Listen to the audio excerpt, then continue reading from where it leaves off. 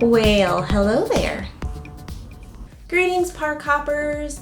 Welcome to Park Hopping Mad. My name is Zena, and I am one half of the Park Hopping Mad team, aka Team Zyke. You may have seen, if you have been following along on our channel for a while, that the other half of our team is Mr. Mike.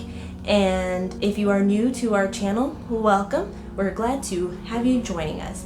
If you haven't done so already, please feel free to subscribe to the channel if you enjoy today's content, and feel free to explore our previous content.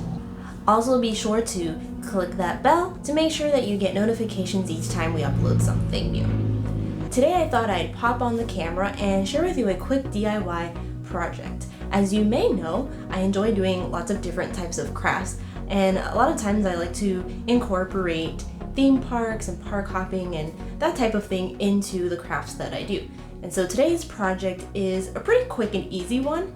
It actually has to do with pins. And we like to frequent SeaWorld Orlando. It's one of our favorite parks to visit, and they've recently introduced pin trading. They began the pin trading program last year, and so we've acquired a few pins. And so I'd like to share with you a quick project that I have put together to display some of the pins that we have collected thus far. So let's get started.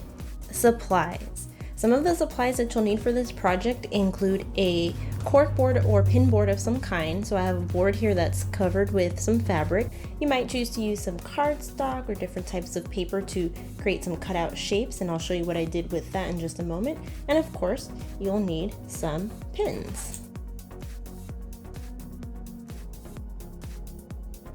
Since this is a SeaWorld themed pin board, I decided to repurpose an old park map to use as part of the background for one of the designs that I created using my Cricut to place on the center of the board. And I've already made it, and here it is. It is a cardstock cutout, and it says "Seize the Day" with some waves, and I thought that was appropriate for the theme of SeaWorld and just, enjoying the park and the animals and everything that they offer. And so that's going to go right in the center of our pin board.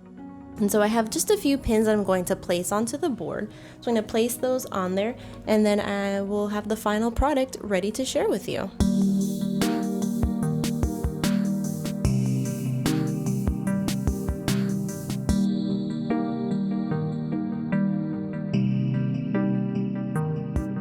And there you have it, park hoppers. Here's a close-up of the finished product with our Seize the Day cutout in the center and all of the pins right around it.